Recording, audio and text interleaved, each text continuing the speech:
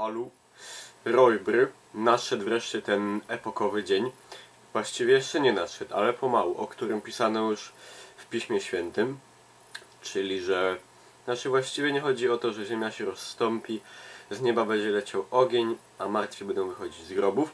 No ale o ile świadek internetowy, świadek, no jasne, nie kłamie, to od początku nowego roku zostanie nam, celebrytom, gwiazdom, ludziom poważanym, opiniotwórczym, zakręcony kurek i skończy się Eldorado, odetną nam hajs, gotówę, zielone, mamonę, kapuchę, dolce, geld, pieniądze, siano, no wiadomo, to wszystko generalnie.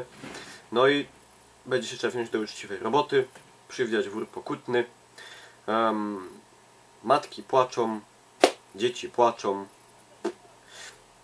Ja już wiem, co będę robił. Ja już mam krabitka. Ja pójdę na gruba federować węgiel. No. I ja wam życzę pełno myca. Prysk. Ludkowie.